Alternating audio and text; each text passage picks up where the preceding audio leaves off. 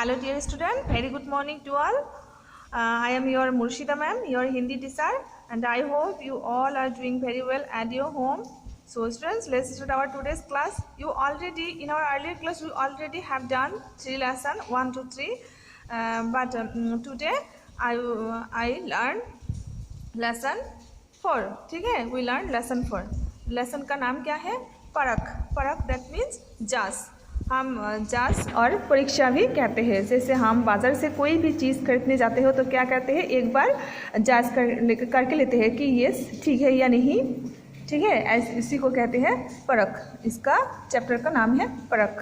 तो ये ऐसा एक पाठ है जहाँ पर बताया गया है कि नागार्जुन नाम का एक क्या था, महान व्यक्ति था. वो एक रसायन शास्त्री थे जो प्राचीन भारत के टाइम पे, और उनके मानव सेवा की नज़रिया यहाँ पर दिखाया गया है. ठीक है, वो किस तरह से लोगों की सेवा करते थे. ठीक है, तो ये पढ़ते हैं. ये नागार्जुन का नाम आपने अवश्य सुना होगा. वे प्राचीन भारत के नामी रसायन शास्त्री थे. अपनी प्रयोगशाला में वे दिन रात काम किया करते थे. उन्होंने अनेक असाध्य रोगों की दवाई तैयार की थी. ठीक है, उनका नाम दूर दूर तक फैला हुआ था. एक बार नागार्जुन ने राजा से कहा, बहुत काम है, संभल नहीं रहा, कोई सहायक चाहिए. राजा ने उत्तर दिया, कल हम आपके पास 2 योग्य नौजवान को भेजेंगे, किसी को भी चुन लीजिएगा. ठीक है, पुराने ज़माने में जो क्या होते हैं, रसायन शास्त्री तथा चिकित्सक होते हैं, वो सब राजा के अंडर में काम किया करते थे. ठीक है, और राजा ही उन लोगों को सहायता देते थे कि ये जो भी देना पड़ते थे राजा हेल्प करते थे उन लोगों को. ठीक है, तो नागार्जुन उस टाइम का एक क्या था, चिकित्सक था, और वो बहुत सारे लोगों को अपना चिकित्सा सेवा देके आराम किया था. ठीक है, तो इसलिए, और अगले पढ़ते हैं हम लोग आगे. अगले दिन सुबह सुबह 2 नौजवान आकर नागार्जुन के दरवाजे पर खड़े हो गए. नागार्जुन ने उन्हें अंदर आदर के साथ बैठाया और पूछा कि कौन कितना पढ़ा लिखा है. दोनों एक जैसे पढ़े लिखे थे. उनकी अन्य योग्यताएं भी एक जैसा थी.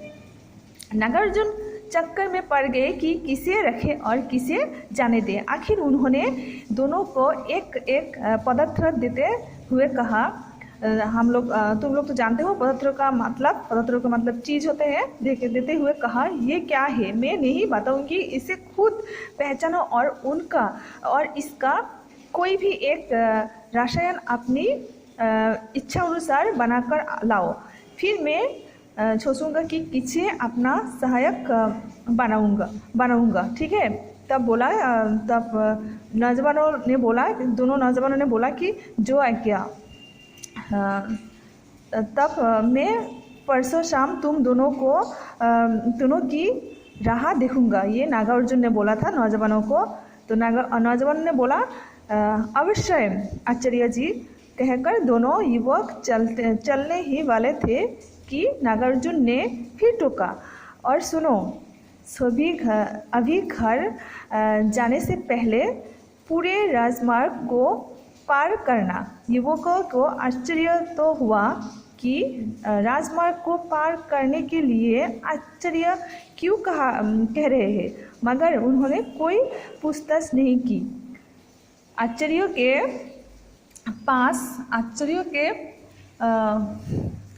पाँव छूकर वे विदा हो गए. तीसरे दिन शाम होते ही दोनों आ पहुँचे. एक का चेहरा चमक रहा था और दूसरे का बुझा हुआ.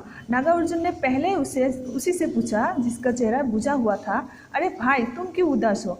तभी उन्होंने बोला, आचार्य जी, मैं आपका अपराधी हूँ. युवक की नज़र चूक गई. आपके दिए पदार्थों को मैंने तुरंत पहचान लिया था, किंतु उसका कोई भी रसायन में तैयार नहीं कर सका.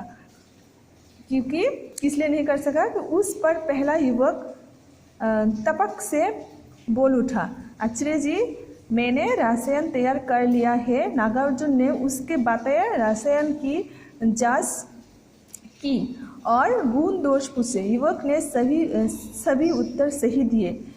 दूसरा युवक तो नजरें तक नहीं उठा पा रहा था। नागार्जुन ने उससे फिर पूछा, तुम रसायन क्यों नहीं बना पाए?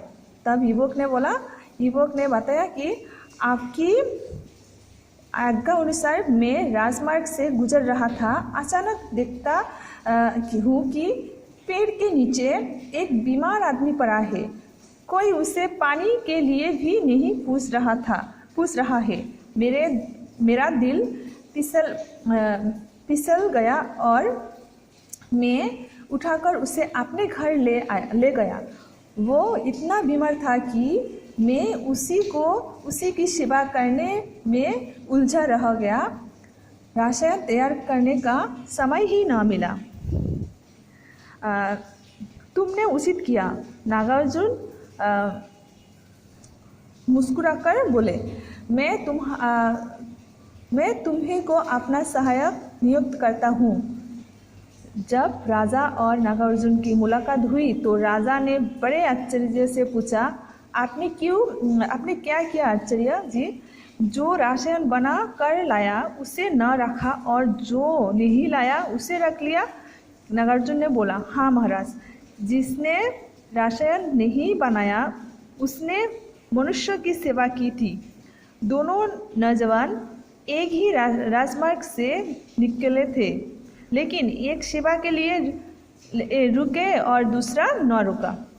मुझे पहले से ही मालूम था कि राजमार्ग के किनारे पेड़ के नीचे एक बीमार आदमी पड़ा है। मैं खुद जाकर उसे वहाँ लाने की सोच रहा था। तभी ने नौजवान आ गए और मैंने उनकी परख कर ली।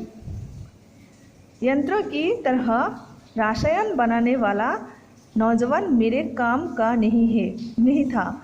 जिसने मानव की सेवा की वही मेरा काम का है।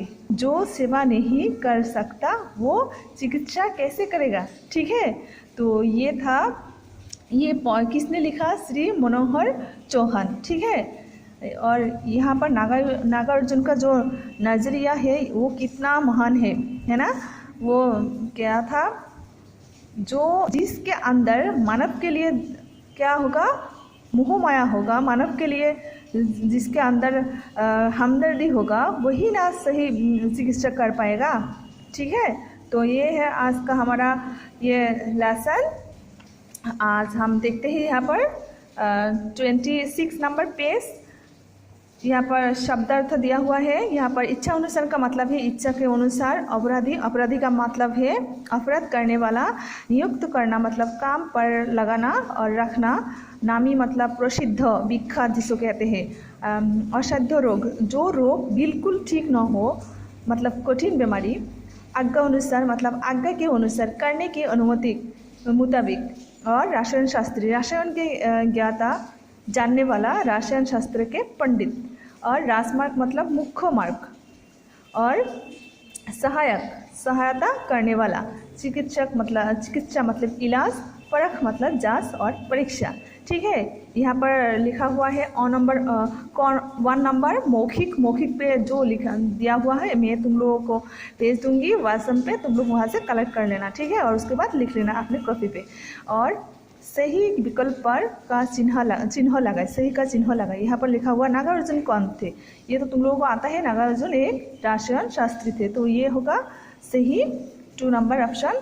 अभी ख पे आते हैं। कौन नौजवान, दोनों नौजवान कैसे थे? पढ़े लिखे थे, एक जैसे पढ़े लिखे थे। ठीक है, तो दोनों नौजवान एक जैसे पढ़े लिखे थे, जहाँ है वो ऑप्शन राइट होगा। अभी ग नंबर पे आते हैं। युवकों ने विदा होने से पहले क्या किया? युवकों ने विदा होने से पहले क्या किया? आचार्य के पांव छुए, तो यहाँ पर 2 नंबर ऑप्शन राइट होगा। अभी घ नंबर पे आते हैं। नागार्जुन ने किस युवक को अपना सहायक चुना? किसको चुना?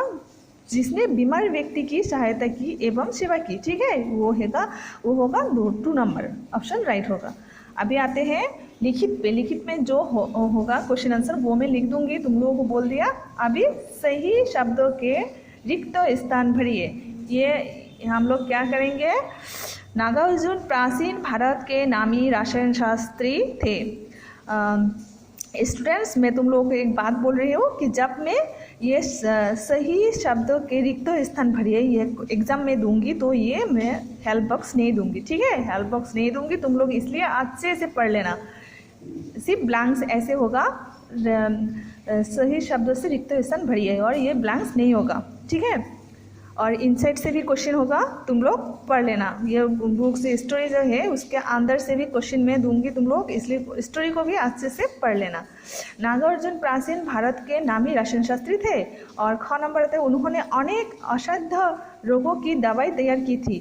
और ग नंबर है नागार्जुन ने उसके बनाए रसायन की जांच की, ठीक है। और ख नंबर पे आते हैं, दोनों नौजवान एक ही राजमार्ग से निकले थे और जो सेवा नहीं कर सका वो चिकित्सा कैसे करेगा, ठीक है। सेवा ही तो चिकित्सा होता है, इसलिए हम लोगों को पहले सेवा की भावना जो है वो मन में लाना होगा, बाद में क्या होगा, चिकित्सा कर पाएंगे। उसी तरह 3 पर है, लिखित का 3 पर है, सही कथन पर तथा गलत कथन पर चला गया, ठीक है। राजा ने नागार्जुन के पास 3 नवयुवक भेजे, नवयुवक नहीं, ये 2 नौजवान भेजे थे। और ख नंबर पे है, नागार्जुन ने दोनों नवयुवकों को एक एक पदार्थ देकर उसका कोई रसायन बनाकर लाने के लिए कहा, ये राइट है। अभी ग नंबर, किसी ने भी बीमार व्यक्ति की सहायता नहीं की, ये गलत है, एक ने किया था। और ख नंबर, दोनों युवक इस राजमार्ग से गुजरे थे, हाँ ये गुजरे थे कि राजमार्ग से। और अभी आते हैं नेक्स्ट पे, दोनों नवयुवक रसायन नहीं बना पाए, हाँ ये दोनों युवक नहीं एक पाया था, इसलिए वो गलत होगा, ठीक है। और बाकी आते हैं क्वेश्चन नंबर 28 में जो है वो भी मैं लिख के फोटो लेके तुम लोगों को व्हाट्सएप में भेज दूंगी। इससे संधि विच्छेद कीजिए, ठीक है। और अशुद्ध शब्दों को शुद्ध करके लिखिए। यहाँ पर अशुद्ध प्राचीन, परासीन, तो ये ऐसा होगा प्राचीन, ठीक है। तो ये मैं तुम लोगों को भेज दूंगी। अभी आते हैं ये संधि विच्छेद। हम लोग तो जानते हैं संधि किसे कहते हैं, मतलब दो शब्दों को जोड़ने से संधि होते हैं, ठीक है। अभी प्रयोगशाला, प्रयोगशाला ऐसे होगा, मैं दूंगी तुम लोगों को, जैसे रसायन शास्त्री, रसायन जोग शास्त्री, रसायन शास्त्री, रसायन प्लस शास्त्री, रसायन शास्त्री, प्रयोगशाला, प्रयोग प्लस शाला, प्रयोगशाला, ठीक है। ऐसे मैं लिख दूंगी तुम लोगों का। विलोम शब्द, दैट मीन्स ऑपोजिट वर्ड, ये आवश्यक दिया हुआ है, अनावश्यक होगा, इस तरह ये भी मैं भेज दूंगी, ठीक है। सो स्टूडेंट्स, यहाँ यू कैन सी, तुम लोग यहाँ देख सकते हो 29 पेज नंबर पे यहाँ पर भी दिया हुआ है, निम्नलिखित शब्दों के अर्थ लिखिए, ठीक है। इसका अर्थ लिखने को बोला है, दबेश यहाँ पर जो होगा वो लिख देना, सही विकल्प पर चिन्ह लिखे, ये भी मैं तुम लोगों को दे दूंगी, ठीक है। तो स्टूडेंट्स, आज के लिए यही तक, मिलते हैं हमारे नेक्स्ट क्लास में, और thank you and bye bye.